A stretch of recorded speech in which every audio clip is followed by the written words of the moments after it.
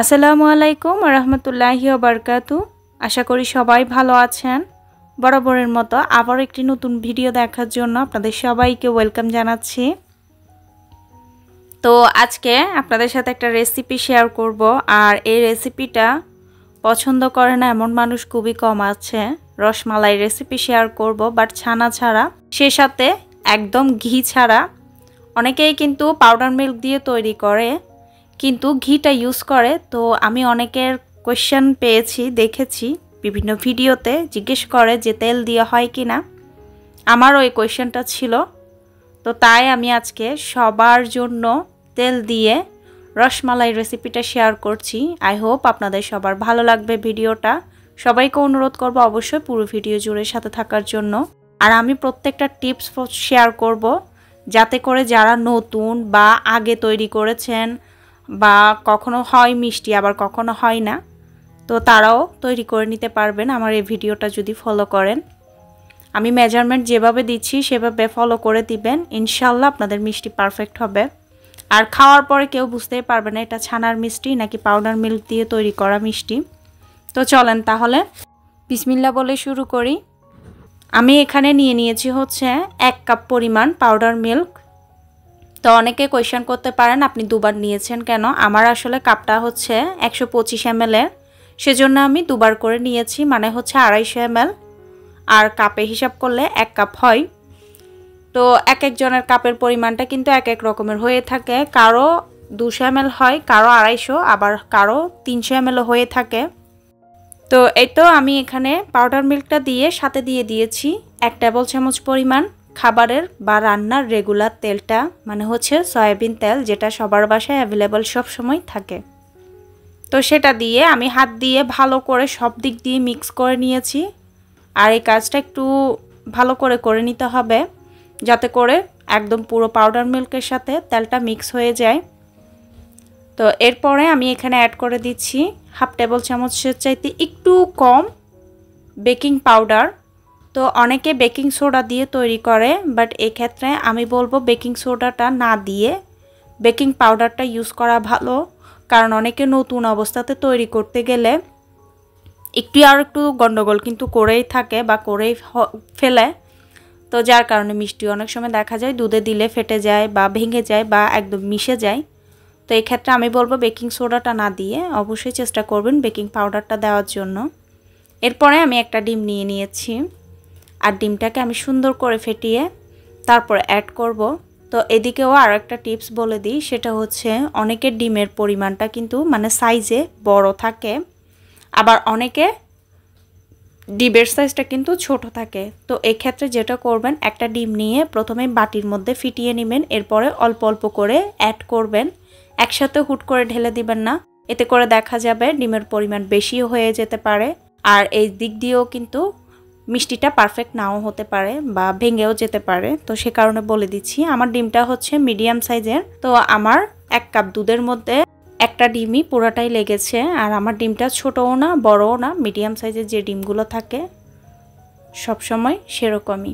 তো এই তো তারপরে আমি ডিমটা দিয়ে অল্প অল্প করে এরপরে একটা ডো তৈরি করে নিয়েছি, আর এটা স্টিকি হবে। তো এই মিষ্টিটা আমার কাছে মনে হয় অনেক ভাইরাল ঠিক। তো ভাইরালের কারণেই কিন্তু অনেকে ট্রাই করতে যায়, যার কারণে দেখা যায় অনেকের মিষ্টি হয় আবার অনেকের মিষ্টি হয় না। এর সাথে অনেকে মিষ্টিটা তৈরি করে ফেলে সবকিছু ঠিকঠাকভাবে, কিন্তু মিষ্টি তৈরি করার পরে দেখা যায় কি মিষ্টির ভেতরে দলা পেকে থাকে। তো এক্ষেত্রে যেটা হয় আর কি সেটাও শেয়ার করব। তো সে কারণে বলছি ধৈর্য সহকারে ভিডিওটা দেখার জন্য। তো এই তো আমি ডোটা তৈরি করে নিয়েছি। প্রথমের দিকে একটু স্টিকি থাকবে, এরপরে যদি কিছুক্ষণ রেস্টে রাখেন, কিছুক্ষণ বলতে আমি 3-4 মিনিট রেস্টে রাখবো, এর বেশিক্ষণ কিন্তু না, এতে করে হয়ে যাবে। তো এগুলোকে আমি ঢাকনা দিয়ে ঢেকে তারপরে সুন্দর করে এক সাইডে রেখে দিচ্ছি, আর বাকি পরের স্টেপটা করে নিচ্ছি। তো যারা যারা আজকে নতুন আমার চ্যানেলটা ভিজিট করছেন তাদেরকে অনুরোধ করব চ্যানেলটা সাবস্ক্রাইব করে আমার এই ছোট্ট পরিবারের সদস্য হওয়ার জন্য। আর যদি ভিডিও ভালো লাগে তাহলে প্লিজ একটি লাইক করে পাশে থাকবেন। তো যারা সব সময় আমার ভিডিও দেখেন বাট লাইক করতে ভুলে যান, তাদেরকে অনুরোধ করব প্লিজ একটি লাইক করে দিবেন। আর ভিডিও সম্পর্কে যদি কোনো কিছু জানার থাকে তাহলে চাইলে আপনারা কমেন্ট বক্সে কমেন্ট করে আমাকে জানাতে পারেন। তো এই তো আমি এখানে নিয়ে নিচ্ছি যে দুধের মধ্যে মিষ্টিটা রান্না করব সে দুধটাই। তো আপনারা চাইলে কিন্তু গরুর দুধ নিতে পারেন। সাথে যদি ব্রাউন কালার করতে চান তাহলে প্রথমে চুলার মধ্যে প্যান বসিয়ে ক্যারামেল করে নেবেন, এরপরে দুধটা অ্যাড করতে পারেন, এতে করে কালার চলে আসবে। তো আমি আর সেটা করছি না, আমার হাতের কাছে ক্যানের মিল্ক আছে সেজন্য আমি ক্যানের মিল্কটা দিয়ে দিচ্ছি। এই মিল্কটা অনেক ঘন, আর এখানে কতটুকু দিয়েছি সেটাও বলে দিই। আপনাদের দুধটা যদি লিকুইডই হয় তাহলে একটু পরিমাণে বাড়িয়ে ইউজ করবেন, আর যদি আমার মতো ঘন দুধ হয় তাহলে কিন্তু পানি অ্যাড করতে হবে। আমি এখানে 1 ক্যান মিল্ক ইউজ করেছি, আর যদি পরিমাণটা বলি তাহলে সেটা হচ্ছে 159 ml, আর গ্রাম হিসেব করলে 170 গ্রাম। তো 170 গ্রাম বা 159 ml দুধের সাথে আমি আরও 2 ক্যান সেম ইয়ার মধ্যে করে আর কি পটের মধ্যে আমি আরও 2 ক্যান পানি ইউজ করেছি যাতে করে এটা লিকুইডই হয়। আর এই মিষ্টিটা তৈরি করার জন্য এখন আরও একটা টিপস শেয়ার করি, সেটা হচ্ছে অবশ্যই দুধটাকে লিকুইডই করে দিতে হবে প্রথমেই, পরবর্তীতে আপনারা এটাকে রান্না করতে করতে ঘন করে নিতে পারবেন। যদি দুধটা লিকুইডই না হয় ঘন অবস্থাতে দেন তাহলে কিন্তু মিষ্টির ভেতরে দুধটা ঢুকবে না, যার কারণে মিষ্টিটা ভালো করে কুক হয় না, আর সে কারণে কিন্তু মিষ্টির ভেতরে শক্ত থেকে যায় আর কি। তো আসলে প্রচণ্ড গরম, ভয়েস দিচ্ছি, কথায় অনেকটাই আটকে যাচ্ছি, যদি ভুল ত্রুটি হয় তাহলে প্লিজ ক্ষমা সুন্দর দৃষ্টিতে দেখবেন। আর এপাশে আরও একটা টিপস শেয়ার করি, সেটা হচ্ছে অনেকের প্রশ্ন থাকে যে আপু মিষ্টির ভেতরে থেকে ডিমের গন্ধ বের হবে কিনা। তো এই জিনিসটা যদি করেন তাহলে অনেস্টলি বলছি ডিমের কোনো প্রকার স্মেল পাবেন না মিষ্টি থেকে।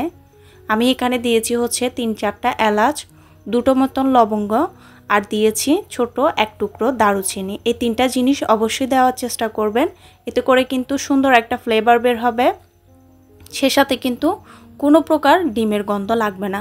তো আমি 2 চামচ মতো এদিকে পাউডার মিল্কও ইউজ করেছি, এটা একদম অপশনাল, চাইলে দিতে পারেন, না চাইলে স্কিপ করতে পারেন। আরও একটা কথা বলে দিই, অনেকে কিন্তু এখানে ভ্যানিলা এসেন্স ইউজ করে, তো আমি আসলে কখনো ভ্যানিলা এসেন্স দিয়ে ট্রাই করিনি। আর অনেক সময় দেখা যায় অনেক কিছু বা অনেক ফ্লেভার অনেকের ভালোও লাগে না, যেমন ভ্যানিলা এসেন্সটা আমার কাছে পার্সোনালি কেকের মধ্যে ভালো লাগে, অন্য কিছুর মধ্যে সেরকম ভালো লাগে না, সেজন্য আমি কিন্তু ভ্যানিলা এসেন্সটা স্কিপ করেছি। তো যাই হোক, দুধটাকে আমি বলক তুলতে বসিয়ে দিয়েছি, আর পরিমাণ মতো চিনি দিয়ে দিয়েছি। আমি এখানে 1/2 কাপ পরিমাণ চিনি দিয়েছি, আপনারা আপনাদের পরিমাণ অনুযায়ী দিয়ে দিবেন। আর চিনিটা প্রথমে হয়তোবা একটু কম মনে হতে পারে, বাট এটা যখন ঘন হবে আস্তে আস্তে চিনির পরিমাণটা কিন্তু পারফেক্ট হয়ে যাবে।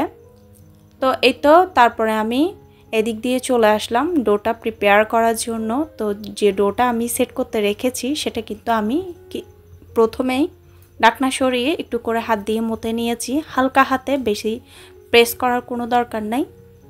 এরপরে আমি হ্যান্ড ওয়াশ করে তারপরে হালকা একটু সেম কুকিং অয়েল লাগিয়ে আমি মিষ্টিটা তৈরি করে নিচ্ছি। তো আপনারা চাইলে আপনাদের মন পছন্দের শেপ দিতে পারেন। আমি প্রথমে লম্বাটে করে বানিয়েছি, বাট আমার ছেলে বলছিল ও গোল মিষ্টি খাবে, সেজন্য আমি গোল করেও বানিয়ে নিয়েছি। তো এই তো এদিকে দুধটাকে কিন্তু ঘন করা যাবে না, একদম লিকুইডই রাখতে হবে। আর এখন দেখেন আমি মিষ্টিগুলো দিয়ে দিচ্ছি বলকুটা অবস্থাতে। অনেকে বলে 10 মিনিট রান্না করে, অনেকে 20 মিনিট। আসলে এটা আমি বলতে পারবো না কার কেমনটা লাগে, বাট আমার সঠিক পারফেক্ট টাইম লেগেছে 15 মিনিট। তো 15 থেকে 18 মিনিটের মধ্যে কিন্তু মিষ্টিটা হয়ে যায়। 10 মিনিট কুক করবেন না, 10 মিনিটে মিষ্টিটা পুরোপুরি কুক হবে না আমার জানা মতে। তো এই তো আমি চুলার ফ্লেমটা হাইয়ে দিইনি, আমি চুলার ফ্লেমটা রেখেছি নর্মাল টু হাইয়ের মধ্যে, পুরোপুরি হাই করে দিইনি। এতে করে দেখা যায় মিষ্টির যে দুধটা রয়েছে সেটা কিন্তু বলকুটে পড়ে যায়। তো সে কারণে আমি বলবো চুলার ফ্লেমটা মিডিয়াম টু হাইয়ে রাখবেন, এতে করে মিষ্টিটা পারফেক্টলি হয়ে যাবে। তো এই তো দুধটা দিয়ে আমি প্রথমে কিন্তু মিষ্টিগুলো দুধের মধ্যে দিয়ে 3 মিনিট রান্না করেছি, তারপরে আমি ঢাকনা দিয়ে ঢেকে দিয়েছি। এরপরে যখন কিনা বলক উঠছিল, মানে দুধটা উবলে পড়ে যাবে, এমনটা হলে অবশ্যই ঢাকনাটা সরিয়ে একটু করে করে নেড়ে চেড়ে বা ঢাকনাটা সরিয়ে সরিয়ে বাকি রান্নাটা করে নেবেন, মানে বাকি যতক্ষণ সময় লাগে আর কি। আমি তো বলেইছি 15 থেকে 18 মিনিট রান্না করবেন। 18 মিনিট রান্না করলে একটু ভালো হয়, যাতে করে ভেতরটা একদম ভালোভাবে কুক হয়ে যায়। যদি ভেতরটা ভালো করে কুক না হয় তাহলে মিষ্টি হওয়ার পরে কিন্তু এটা শক্ত হয়ে যাবে। যারা নতুন বানাচ্ছেন মিষ্টি বা বানাবেন, দয়া করে চুলার পাশ থেকে না সরে মিষ্টিটা ভালোভাবে রান্না করে নেবেন। তো এই তো এপাশে মিষ্টিটা হচ্ছে, চুলার ফ্লেমটা আমি এখন কিন্তু মিডিয়ামে রেখেছি, নর্মাল টু হাই না। তারপর আমি পাশের চুলায় তৈরি করে নিচ্ছি হচ্ছে দুধের জন্য মালাইটা। অনেকে কিন্তু কর্নফ্লাওয়ার দিয়ে মালাইটা তৈরি করে, বাট আমি বলবো সেভাবে না করে এভাবে করেন। কারণ আমি অনেক আগে মিষ্টি তৈরি করেছি, কর্নফ্লাওয়ার দিয়েছিলাম, বাট দেখা গিয়েছে মিষ্টির ভেতরে দুধটা ঢুকেই নেই। তো এক্ষেত্রে আমি বলবো কর্নফ্লাওয়ার না দিয়ে এই জিনিসটা ট্রাই করেন, এতে করে মিষ্টিটা ভালো হবে। তো আমি প্রথমে লিকুইড মিল্ক নিয়েছি, তার সাথে অ্যাড করে দিয়েছি হচ্ছে পাউডার মিল্ক 2 টেবিল চামচ পরিমাণ। এরপরে অল্প করে জাফরান দিয়েছি। জাফরান হাতের কাছে থাকলে দিবেন, না থাকলে স্কিপ করতে পারেন। আর জাফরানের পরিবর্তে যদি আপনারা চান এলাচের গুঁড়া ইউজ করতে পারেন, আর না দিলেও সমস্যা নাই। তো এই তো এরপরে আমি ছোট করে দিয়ে চুলার ফ্লেমটা অনবরত নেড়ে চেড়ে আমি দুধটাকে ঘন করে নিয়েছি, মানে মালাই তৈরি করে নিয়েছি। আর এটা দেখেন এদিকে হতে হতে কিন্তু অনেকটাই ঘন হয়ে গেছে। আর এখন আমি আরও কিছুক্ষণ রান্না করে এরপরে আমি মালাইটা এখানে অ্যাড করে দিব। তো এই যে দেখেন আমার মালাইটাও কিন্তু ডান, দেখতেই পাচ্ছেন এখানে কিন্তু অনেকটাই মালাই হয়ে আসছে আর কি, আর অনেক ঘন হয়ে গেছে।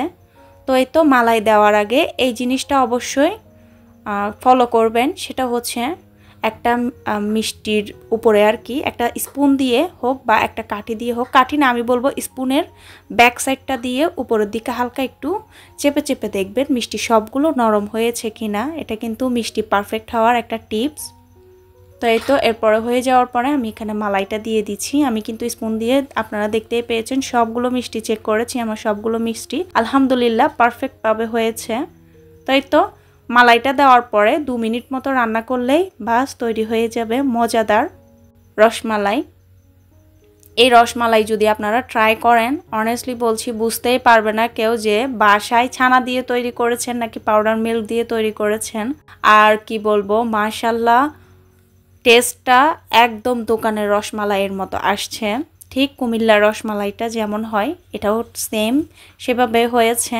তো এটা হওয়ার মূল কারণ হচ্ছে আমি বলবো আমি যে ক্যানের মিল্কটা ইউজ করেছি সেটার জন্য। তো আপনারা যদি গরুর দুধটা ইউজ করেন তাহলে যেটা করবেন সেটা হচ্ছে ক্যারামেল করে নেবেন চিনিটাকে, এতে করে পারফেক্ট টেস্টটা চলে আসবে ইনশাল্লাহ।